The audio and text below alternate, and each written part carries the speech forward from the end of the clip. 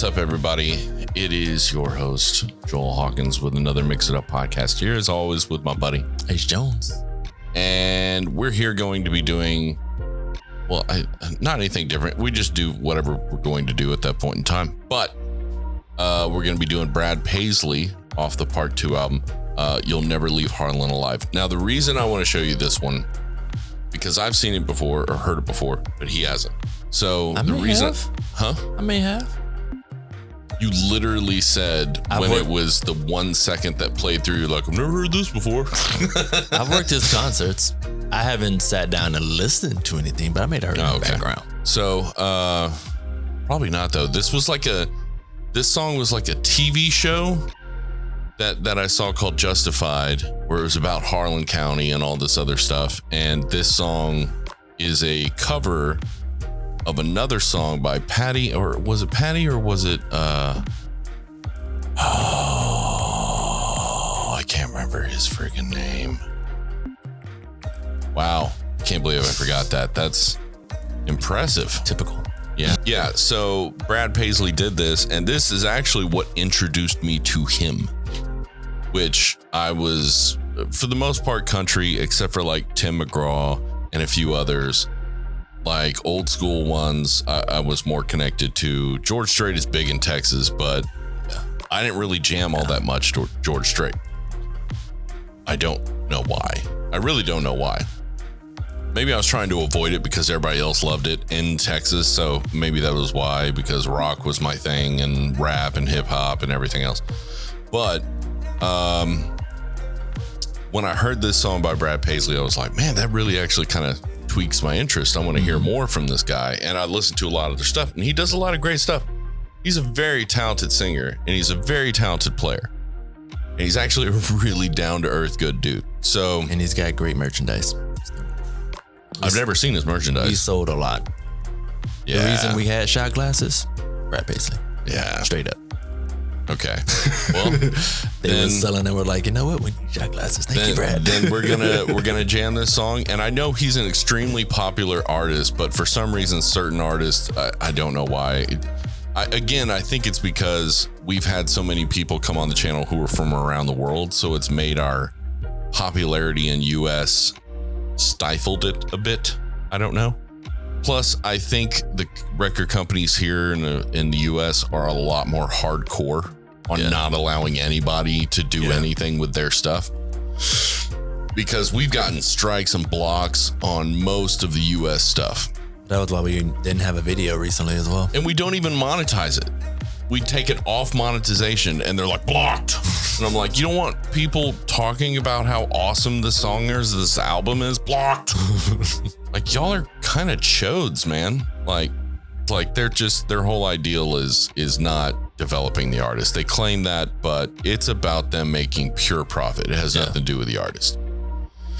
They're not trying to develop. If someone became famous or popular, like really popular, and they played the spoons with peanut butter on them, they would be like, yeah, man, let's make them an album. Hey, man, we appreciate and we love what you do. And it's just embarrassing that's why you have no real class or ethics or anything. You're just like, man, when you play that peanut butter, it sounds freaking awesome, bro. Like, they're just fucking twats is what they are. Anyways, but Upset. Yeah, well, I'm not upset. It's just they are. Some of them that are in the companies, really down to earth. It's usually the ones who are surrounding the actual artists that work with the artist and do stuff and cool stuff. But management, most of the time, they're just tools who are like, okay, we take this pawn and place him here, and he does this, and we do that. And I just think that type of attitude is like not conducive to a really successful development, you know? I think that they're more like record labels in the US are like Britney Spears' parents. Like, that's the best way to explain it. It's like, hey, this woman is having mental health issues. Oh, you know what we should do? Protect the work that she creates by making us more money. Well, isn't that what's creating the mental health issues? No, that's not what it is. She's just having mental health issues. I'm her parents. We know. You know. Wait, what? What the hell? Yeah. You didn't know about that? I don't watch TV with commercials. Is it Beast Wars?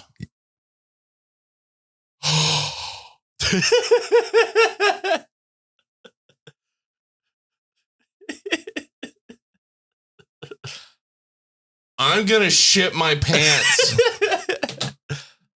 Comes out soon. So soon. How did I not know? I mean, is it the same one who did Bumblebee? The same producer and directors? Oh, I don't know all that.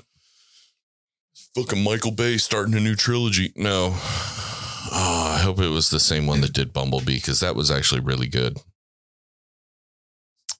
Fuck, I wish that hadn't came on.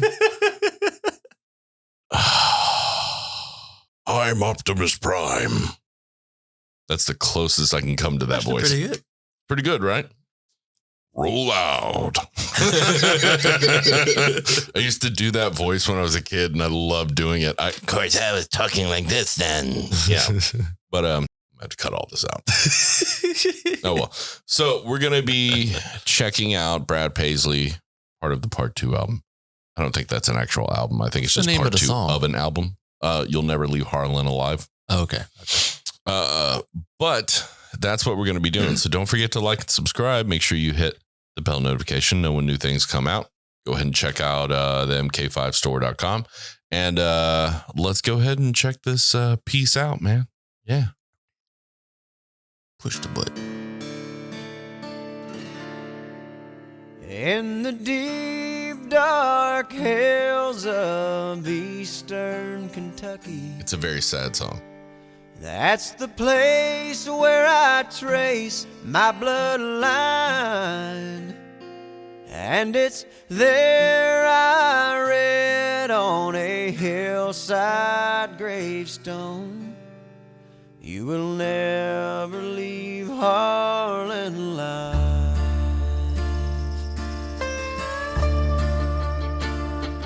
Well, my granddad's dad walked down Cataract Mountain, and he asked Tilly Hilton to be his bride.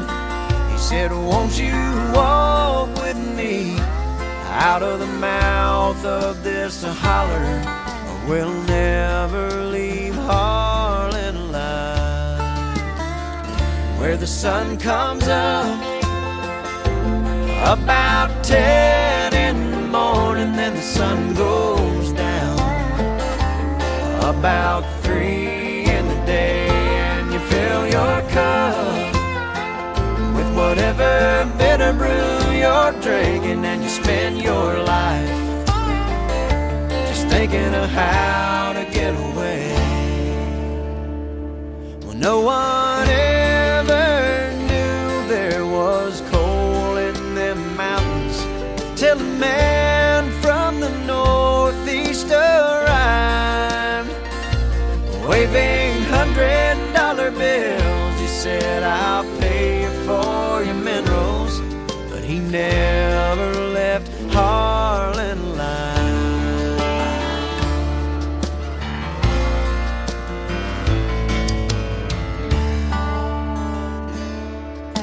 Well, Granny, she sold out cheap, and they moved out west of Pineville to a farm where big Richland River winds. And I bet they danced them a jig and laughed and sang a new song. Who said we'd never leave Harlan alive?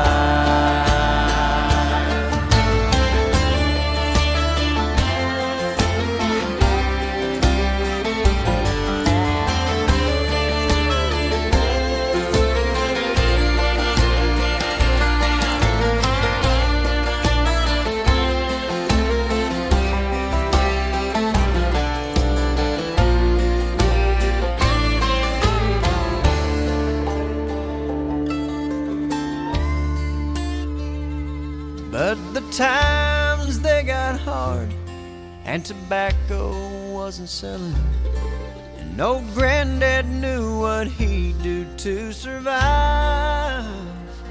He went and dug for Harlan coal and sent the money back to Granny.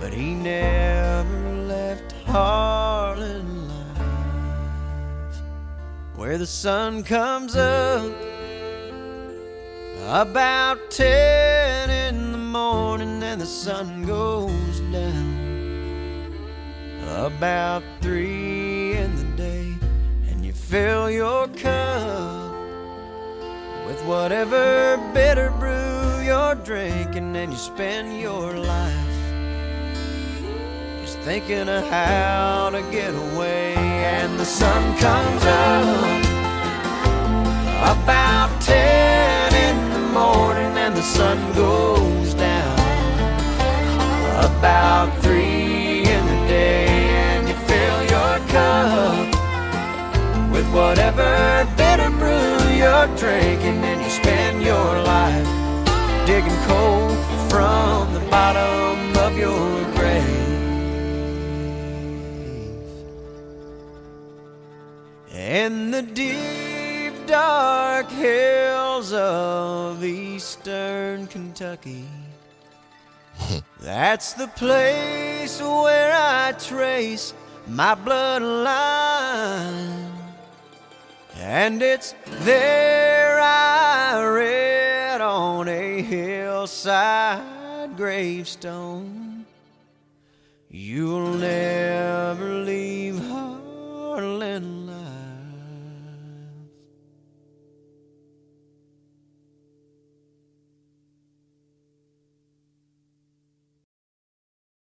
Okay.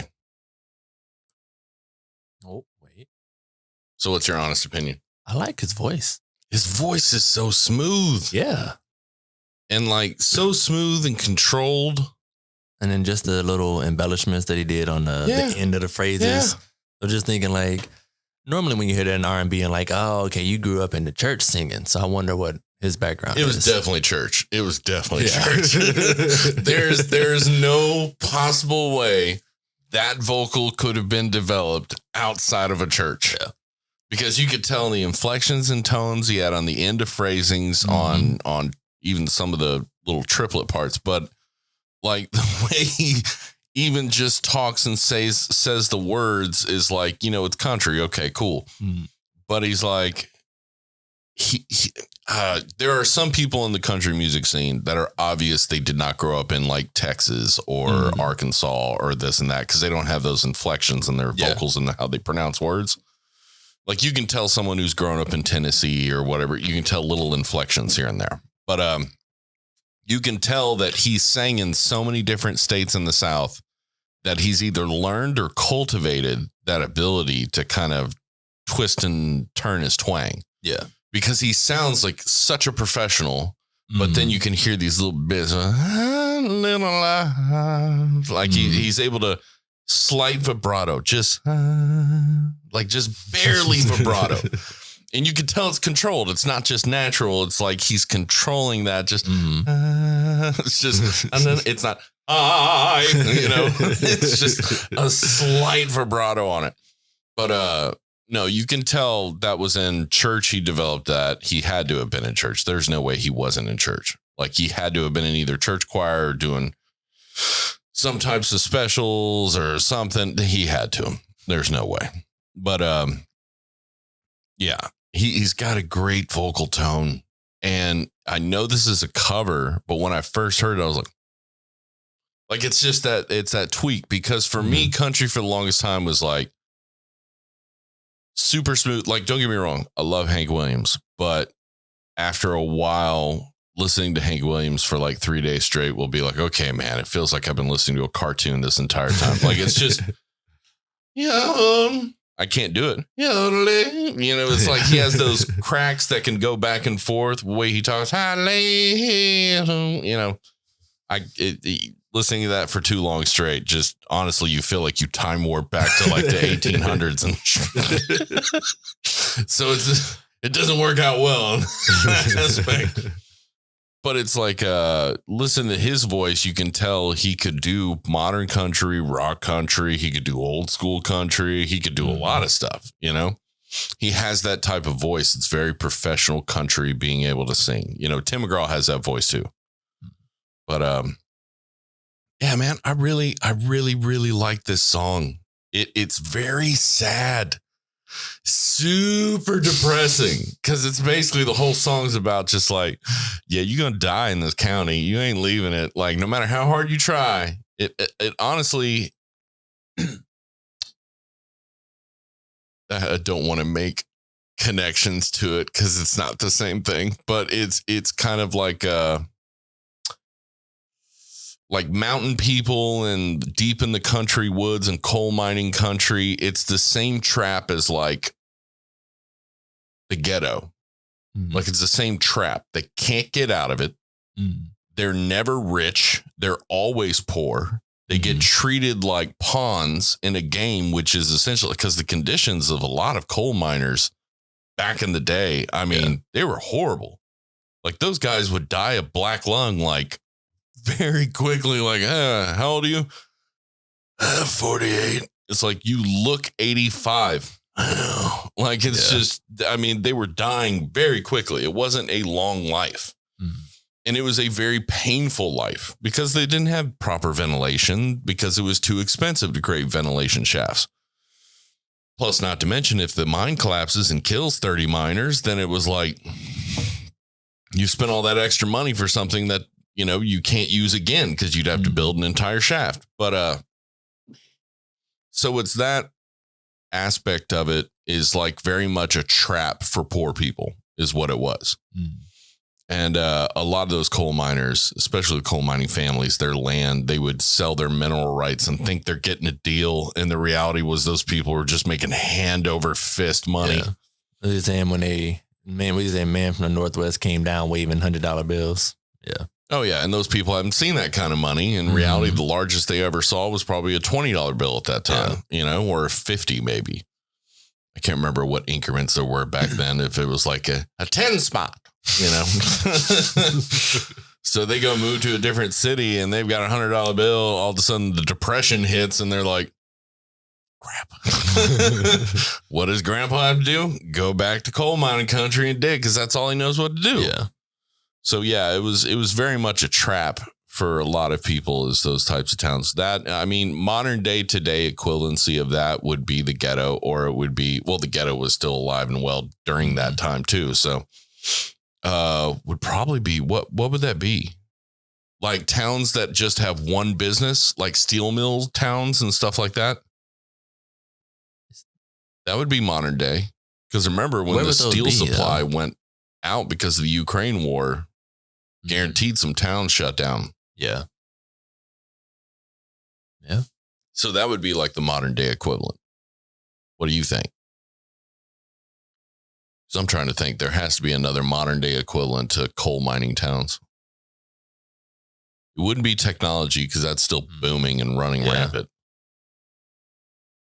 I'm trying to think of some places out in the country and what they have as a one thing to offer, but yeah, I can't even think of it. Could we just there are some towns that have been successful of creating one thing, like that one town. It's literally called Mineral Springs. Okay. And they make water and they bottle it and ship it all over the country. Like their whole town works there. That's got to be a weird experience. It's got to be a very weird experience. There's like one job in the whole town. All other jobs are connected to that one job, you know? That's the way it was, though. That's how America started. Because you had gold mining that was happening. You had gold mining, not coal mining. That happened a little bit later, but it was still kind of a part of it. But yeah, you had gold mine towns, and the gold rush was insane. I mean, the Blackfoot Hills and all those other, South Dakota, California, the gold rush. I mean, a lot of towns were established just on people mining for gold. Dude, I would love to like be frozen for 2,000 years and see what Huntsville turns into. Wouldn't it be funny if it was like a Mecca, like Houston or something like that? That'd be crazy. That'd be crazy. Like, well, how did Houston? I mean, Houston had to have fallen off. It's only 45 minutes. Oh, Houston blew up. It was nuclear winter, but Huntsville was far enough away. It survived and then became a thriving So my home is a nuclear crater and Huntsville becomes the mecca of technology in the area. Holy crap. That's amazing. But, yeah. I mean, what'd you think of the song? So I didn't understand what he said. He said the sunrise at 10 a.m. and it sets at 3 p.m. I don't understand that reference. I don't know, but I think what it means...